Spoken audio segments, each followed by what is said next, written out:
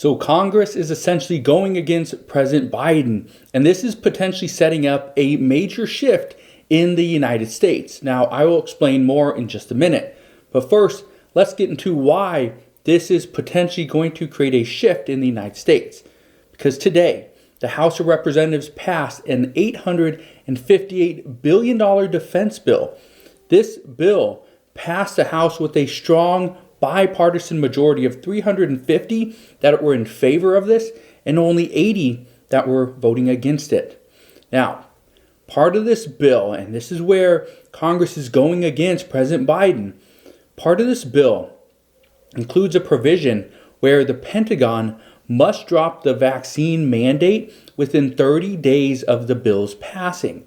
This morning, there were still questions as to whether this bill would actually get passed by the House, and it did, but with such a large majority of representatives voting in favor of this bill, it's likely going to see little resistance in the Senate, and it should pass with ease.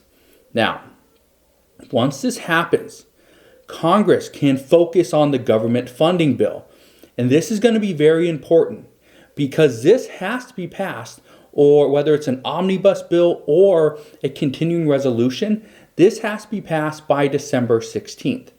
And the risk of a federal government shutdown is still possible because right now, Democrats want an omnibus bill and Republicans want a continuing resolution. So we're going to see what happens and see how quickly this can get done. But keep in mind, Republicans don't need to rush this. They don't need to rush this because they're going to have the majority in the House of Representatives in less than a month. So that's very important to understand the whole timing of all this. Now, here's the biggest issue that we are potentially facing right now is President Biden. According to reports, President Biden is not sure if he would even sign this bill if it has a vaccine mandate pulled. So his press secretary, she said yesterday that he is going to look at the NDAA in its entirety and make his judgment on that. So it's not just one specific provision within the bill, it's the entire bill. So as soon as we get more information on that, I will bring you that update as soon as possible. But some worry that President Biden will not sign this because of that one provision that removes the vaccine mandate. Now, why is this? Is it because the worst of the pandemic is not over? Well, some say the worst of the pandemic has been over for quite some time. But the reason why he may not sign this isn't because he wants to push the vaccine mandate. It's because of what could come as a result after this. Here's what we know. If President Biden signs legislation to remove the vaccine mandate, then that's almost a clear sign that the pandemic is behind us. But there's a bigger problem here. And the bigger problem is that other things come along with this, the whole COVID emergency. For instance, we are still in the public health emergency. This was extended by the U.S. Department of Health and Human Services. This will expire on January 11th, 2023, in a little over 1 month. But by letting this expire, the Biden administration loses a lot of power that they currently have. We also run the risk of 18 million enrollees for Medicaid. They could potentially lose coverage. Yeah, when this public health emergency ends, 18 million enrollees could lose coverage. We know many are going to transition to different coverages. 3.8 million will completely lose coverage. 3.2 million children will transition from Medicaid to the separate children's health insurance programs, right?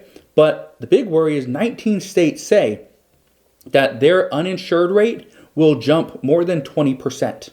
Yeah, more than 20%. So that alone is what is putting this bill into question at this time. But my expectation, after everything that I've read, seen, and heard, this bill will get passed by the Senate. It's just a matter of time. And I say this because passing the NDAA is extremely important. If the NDAA isn't funded, which it has to be funded every single year, and we've had it where I think 40, 50 years straight, it's been funded.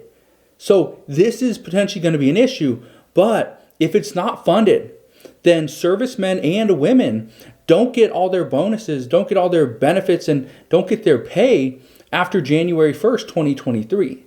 So my expectation is we are going to get this done, but again, it's just a matter of time. Now, here's what I can tell you. And as soon as I know more information on this, I promise I'll bring you all the latest news and updates.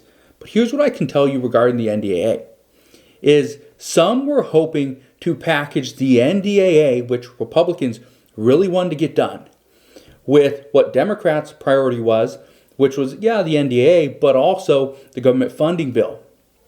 If we could pass those together, which is what they called an omnibus bill, that would be great, because you give Democrats, give Republicans what they want, Republicans give Democrats what they want.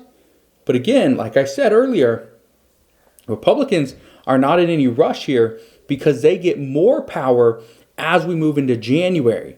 Democrats actually have less.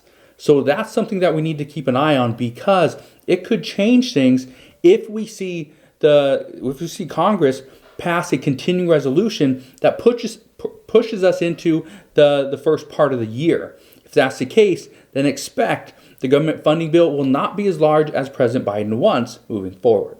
So that's what we know at this time. As always, as I know more, I promise I'll come back on and share all latest news and updates again. So I want to thank you guys for watching. Consider subscribing, and I'll see you guys on the next one.